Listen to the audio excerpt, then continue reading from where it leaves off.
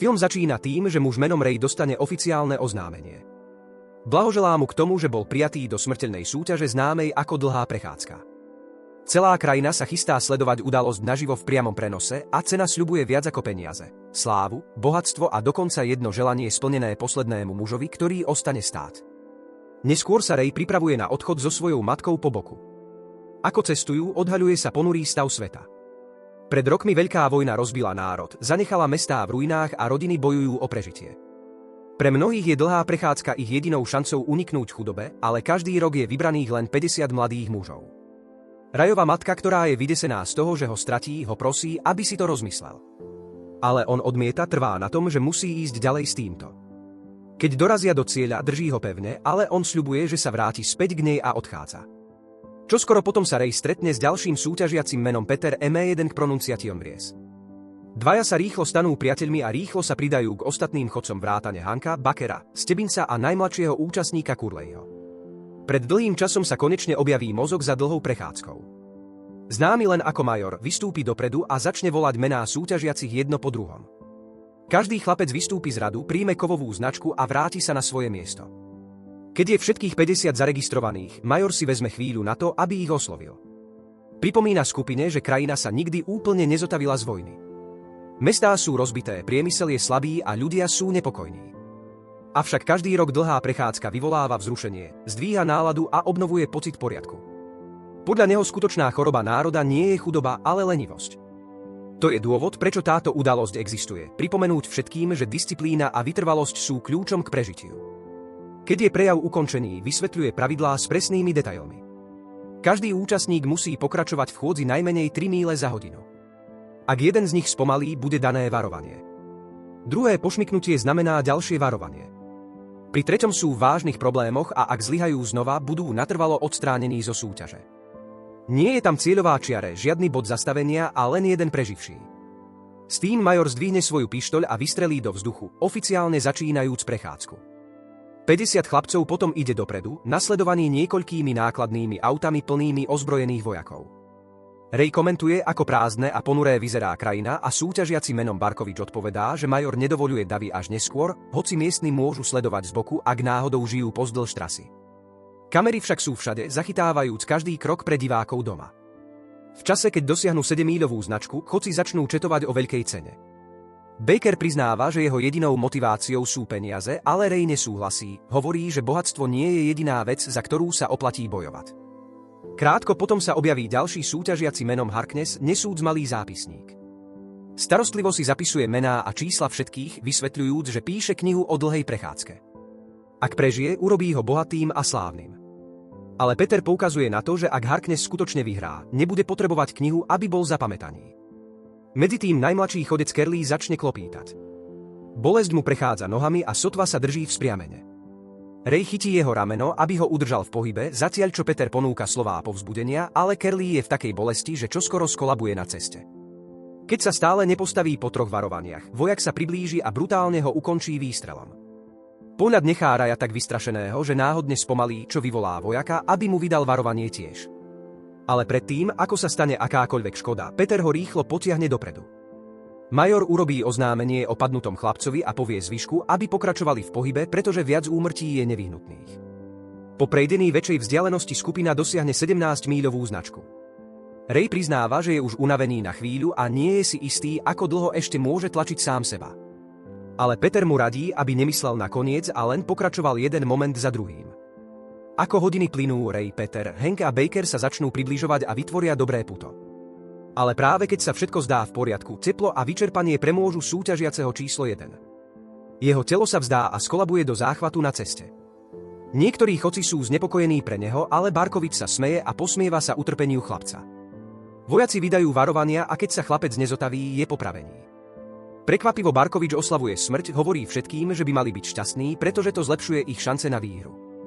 V čase, keď dosiahnu 25-míľový bod, Barkovič obráti svoju pozornosť na chlapca menom Rank. Najprv sa posmieva jeho menu, potom prekročí hranicu tým, že úrazí jeho matku.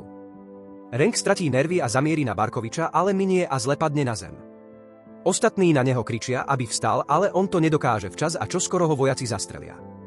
Pohľad urobí Raya a Petra zúrivými a obvinujú Barkoviča z vraždy. Ale psychopat trvá na tom, že to nebola jeho vina, pretože sa ho ani nedotkol. Neskôr sa ďalší súťažiaci stane zúfalým na uľavenie si. Nemôže pokračovať v chôdzi a spomalí. Vojaci začnú ho varovať a keď zlyhá v pohybe, je zastrelený v ponížení, keď sa pociká pred všetkými. Noc nakoniec padne a chlapci bežia na ničom inom ako na čistej vôli. Ray začne unášať sa a dokonca sníva o svojej matke. Ale Peter ho prebudí a povie mu, aby udržal svoju koncentráciu. Ray sa prizná, ako veľmi mu chýba a Peter sa snaží ho upokojiť tým, že hovorí, že ju čoskoro uvidí znova. Ako hodiny sa vlečú, Ray spomalí bez uvedomenia si toho a dostane druhé varovanie. Krátko potom zakopne znova a dostane svoje tretie. Potom sa odhalí, že 3 varovania môžu byť vymazané len, ak súťažiaci pokračuje v chôdzi bez chýb 3 plné hodiny. Peter sa snaží pomôcť a povzbudiť ho, ale Ray mu odsekne. Obvinuje ho z predstierania starostlivosti. Tvrdí, že Peter tajne chce, aby skolaboval, takže jeho vlastné šance na výhru stúpnu. Chodci čoskoro čelia strmému kopcu a stúpanie sa ukáže smrteľné pre niekoľkých z nich, ktorí spomalia príliš veľa a sú popravení na mieste. Ray tlačí dopredu so všetkou svojou silou, ale takmer to vzdá na polceste. V tom momente ho Peter chytí a ustáli ho, nabáda ho, aby neprestával. Ray je dojatý týmto a ospravedlňuje sa za to, že sa na neho oboril skôr, hovorí, že to nemyslel vážne. Peter mu povie, aby sa netrápil a pomôže mu chytiť dých. Do nasledujúceho dňa skupina prekonala 59 míľ a Ray začne znova slabnúť, žiada Petra, aby pokračoval v rozprávaní, takže nestratí sústredenie. Ray potom prizná, že chce vyhrať nielen aby prežil, ale aj preto, že cíti, že má väčší cieľ. Okolo 67-míľovej značky Hank sotva visí. Jeho kroky sú slabé a trasľavé a hoci Peter sa snaží skontrolovať ho, Hank len odsekne s urážkami pred tým, ako zakopne dopredu. Harkness medzi tým je v horšom stave. Jeho členok je skrútený a bojuje s udržaním tempa. Získa varovanie za spomalenie a Ray sa snaží ho povzbudiť, ale jeho telo ho úplne zlyhá. S jeho varovaniami preč je popravený vojakmi. Ray a Peter sú zničení jeho smrťou, ale Barkovič sa im posmieva, navrhuje, aby napísali báseň alebo pieseň na pamiatku ich priateľa. Peter stratí nervy a znova ho nazve vrahom, čo vyvolá ďalšiu horúcu hádku. Keď skupina konečne dosiahne 100-míľový míľnik, major im blahoželá k tomu, že vydržali tak dlho. Ale moment je skrátený, keď jeden zúfalý chlapec náhle uteká smerom k blízkej budove, dúfajúc v útek. Je zastrelený pred tým, ako dosiahne dvere. Pri 103 míľach preživší chlapci začnú diskutovať, čo by si priali, ak by sa im podarilo vyhrať. Baker hovorí, že by požiadal o raketu na cestu na mesiac, zatiaľ čo Hank drzo vyhlási, že chce 10 nahých žien. Peter žartuje, že prianie pre 2 víťazov namiesto 1. Keď príde rad na Raya, hovorí, že by chcel zmeniť celý systém. Ostatní rýchlo poukážu na to, že je to nemožné, pretože želania nemôžu priamo meniť štát. Poháňaný frustráciou skupina začne kričať a nadávať na majora a celú dlhú prechádzku. Tú noc prší silno, čo všetkých urobí naozaj mokrými.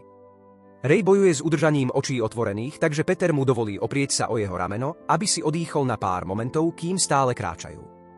Do času, keď sa začne deň 3, už prekonali 144 míle a ich stav sa rýchlo zhoršuje. Počas vzácneho tichého momentu sa Ray otvorí Petrovi o svojej minulosti. Vysvetľuje, že jeho otec ho učil o filozofii, hudbe a iných predmetoch, ktoré boli zakázané autoritami. Vláda videla také učenia ako zradu a jedného dňa sám major konfrontoval jeho otca, požadujúc, aby prisahal vernosť štátu a opustil svoje zakázané lekcie. Jeho otec odmietol, čo viedlo k jeho okamžitej poprave. Ray nakoniec odhalí, že skutočný dôvod, prečo sa pripojil k dlhej prechádzke, je zabiť majora a pomstiť smrť svojho otca. Ak vyhrá, plánuje požiadať o karabínu ako svoju cenu a použiť ju proti mužovi, ktorý popravil jeho otca. Do času, keď dosiahnu 170 míľ, brutalita udalosti sa len zhoršuje. Jeden chodec úplne vyčerpaný zakopne smerom k vojakom a prosí o pomoc. Vojaci odpovedia tým, že ho udrú dole a rozdrvia ho pod tankom. Krátko potom ďalší súťažiaci stratí rozum, vyzlečie si šaty a blúdi nesprávnym smerom. Vojaci otvoria paľbu a zastrelia ho bez váhania.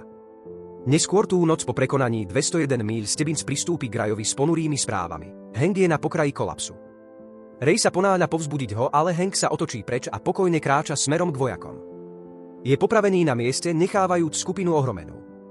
Baker, neschopný sa ovládnuť, poruší formáciu a snaží sa dosiahnuť svojho padnutého priateľa a vojaci okamžite začnú vydávať mu varovania. Našťastie pred tým, ako sa môže dať zabiť, Ray ho chytí a potiahne dopredu, kričiac, že Hank je preč a nič sa nedá urobiť. Nasledujúci deň sa začne a skupina už prekonala 209 míľ. Jediní preživší, ktorí ostali, sú Ray, Peter, Barkovič, Stebbins, Baker a Parker. Keď si uvedomia, že Hank bol jediný medzi nimi, kto mal manželku čakajúcu na neho, súhlasia, že víťaz musí zabezpečiť, aby dostala peniaze z ceny. Nikto z nich nepožiada Barkoviča, aby prispel, čo ho jasne izoluje. Cítiac sa vynechaný Barkovič pristúpi k Rayovi a prizná, že ho prenasleduje vina za Rankovú smrť. Ospravedlňuje sa a žiada, aby bol prijatý do skupiny. Ray to dovolí, ale čoskoro potom sa Barkovičovo správanie stane bizarným.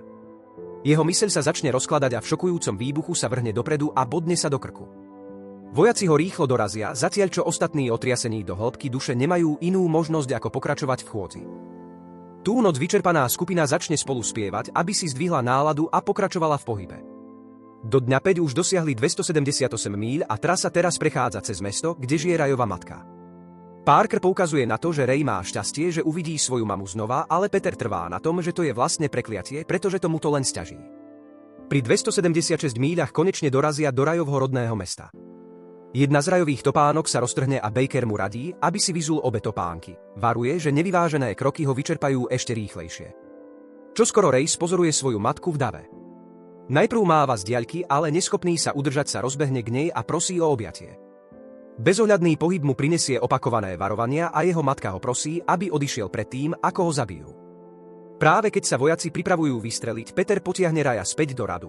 Núti ho pokračovať v pohybe a zachráni ho pred istou smrťou. Po prejdení cez Rayovo rodné mesto sa Peter konečne otvorí o svojej vlastnej bolestivej minulosti. Povie Rayovi, že kráča tak dlho, ako si pamätá, odkedy stratil svojich rodičov vo vojne. Potom ho vzal k sebe jeho strýko, ktorý ho bil, kým nezomrel, keď mal Peter len 10. Nechaný sám na seba sa Peter pridal k iným pouličným deťom a prežil kradnutím a bojom. Jeden boj sa skončil zle, keď ho chlapec porezal nožom, zanechajúc jazvu. Prebudil sa potom v nemocnici, ale namiesto obviňovania útočníka obviňoval seba. Od toho dňa si sľúbil, že bez ohľadu na to, ako temné veci budú, vždy sa pokúsi nájsť svetlo. Vysvetľuje, že ak vyhrá, chce použiť cenu na pomoc osirelým deťom ako on, čo nechá Raya hlboko dojatého. Do času, keď dosiahnu 306 míľ, Stebbins varuje skupinu, že nikto by už nemal pomáhať druhému. Všetci súhlasia, hoci to pôsobí chladne a tvrdo. Čoskoro potom Bakerovi začne silno krvácať z nosa, ale nikto nezasiahne kvôli pravidlu. Potom Parker náhle praskne. Vržne sa na vojaka, chytí jeho pušku a zabije ho na mieste. Parker potom spácha nemysliteľné, čo nechá jeho priateľov zhrozených. Ten večer sa Bakerovo krvácanie z nosa zhorší a Peter a Ray porušia pravidlo tým, že mu pomáhajú ďalej. Ale Baker vie, že nevydrží. Podá im medailónik a prosí ich, aby ho dali jeho babičke, ak sa dostanú cesto. Tiež ich donúti sľúbiť, že sa neotočia, keď bude popravený. Snažia sa ho udržať v chôdzi, ale Baker odmieta. Jeho telo sa vzdá a vojaci ukončia jeho život brutálne. Do súmraku prechádzka dosiahla 326 míľ. Ostali len Ray, Peter a Stebbins prechádzajúc dlhý most pod dohľadom majora. Ray praskne a začne kričať urážky na majora, ale starý muž sa len uškrnie. Hovorí, že tento hnev je presne ten druh zabijackého inštinktu, ktorý hľadá u víťaza. To je, keď Stebbins odhalí pravdu. On je vlastne majorov nelegitímny syn. Hovorí, že jeho prianím bolo žiť v dome svojho otca, ale teraz jeho telo ho zrádza. Povie Petrovi a Rayovi, že to bola česť kráčať s nimi a praje im šťastie pred tým, ako sa zastaví a dovolí vojakom, aby ho zastrelili. Teraz ostali len Ray a Peter. Dážď leje, ako kráčajú bok po boku. Peter prizná, že ako dieťa sa bál smrti, ale potom, čo videl toľko chlapcov zahynúť, si uvedomil, že smrť je jediná istota v živote a jediná vec, ktorú môžeš vybrať, je ako jej čeliť. Pri 331 míľach dvaja dosiahnu mesto, kde davy divoko jasajú, dychtivé vidieť, ktorý prežije. Peter náhle zastaví a hovorí, že chce vzdať sa, aby Ray mohol vyhrať a vrátiť sa k svojej matke. Ale Ray odmieta a nabáda Petra, aby pokračoval v chôdzi, sľubuje, že pôjdu ďalej spolu. Peter urobí niekoľko ďalších krokov dopredu, neuvedomujúc si, že Ray sa vlastne zastavil za ním. S 3 varovaniami už nahromadenými proti nemu je Ray okamžite popravený. Vojenské guľky ho roztrhajú a major sám doručí finálny výstrel. Keď si Peter uvedomí, čo sa stalo, zrúti sa, zatiaľ čo dav reve v oslave jeho tzv. Výhry. Major potom vystúpi dopredu a blahoželá mu k tomu, že sa stal víťazom dlhej prechádzky. Pýta sa, aké bude Petrové želanie. Bojujúc udržať sa pokojný Peter požiada o vojakovú karabínu. Hovorí, že ju chce odovzdať svojim budúcim deťom ako symbol. Vojaci váhajú podať ju, ale major trvá na tom, tvrdiac, že Peter nikoho neublíži, pretože je muž, ktorý chce urobiť svet lepším. Ako náhle Peter uchopí pušku, zdvihne ju a namierí rovno na majora. Starý muž sa ho snaží upokojiť, nabáda ho, aby nepremárnil svoju výhru. Ale žiaľom sužovaný Peter povie, toto je za Raya, pred tým, ako stlačí spúšť, zabijúc majora okamžite. Film sa uzatvára tým, že Peter pustí zbraň a kráča sám po dažďom nasiaknutej ceste.